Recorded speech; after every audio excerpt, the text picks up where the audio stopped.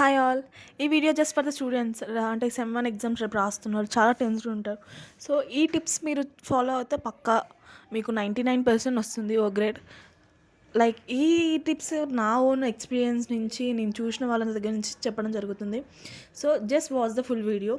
First hand writing, second read, అంటే question మంచిగా చదవాలి. అండ్ ఫర్ ఎస్సే రాసేటప్పుడు introduction, about the essay, and explanation and conclusion, ఈ 4 parts highlight చేసి రాయండి. అక్కడనే మీకు హాఫ్ మార్క్స్ కరెక్ట్ పడిపోతుంది.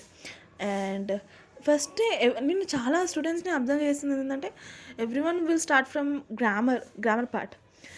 సో గ్రామర్ పార్ట్ నుంచి స్టార్ట్ చేయడం కన్నా మెయిన్ మనం ఎప్పుడైనా రాసినప్పుడు ఎస్సేస్ని స్టార్ట్ చేస్తే మీకు టైం మేనేజ్మెంట్ ఇంకా టైం మిలుగుతుంది. You can do extra question also, you can write extra question also. So ఇది main point.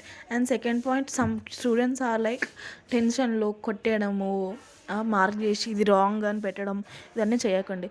If the word is wrong, just leave the word, don't highlight it. And fourth point ఏంటంటే, ఏదైతే topics మీరు రాసారో ఎస్సేలో highlight words ఉంటాయి, దాన్ని highlight చేయాలి. అంటే కింద underline చేయాలి విత్ పెన్సిల్ ఆర్ పెన్. కానీ అండర్లైన్ చేస్తే మీకు ఈజీగా స్కోర్ అవుతుంది. And people main reason for when you, అంటే మీరు ఇప్పుడు అండర్లైన్ చేసినప్పుడు ఒకటే గుర్తుపెట్టుకోవాలి, స్పెల్లింగ్ మిస్టేక్స్ ఉండొద్దు.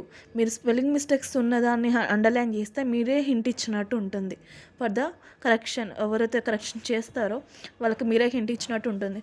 So don't do the mistake, spelling mistakes ఉండొద్దు.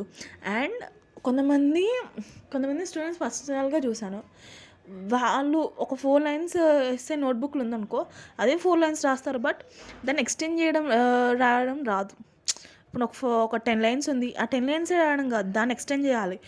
ఆ ఎస్సే ఏంది మీనింగ్ తెలుసుకొని దాన్ని ఎక్స్టెండ్ చేసి పాయింట్స్ రాస్తేనే then you will get full marks. Thank you.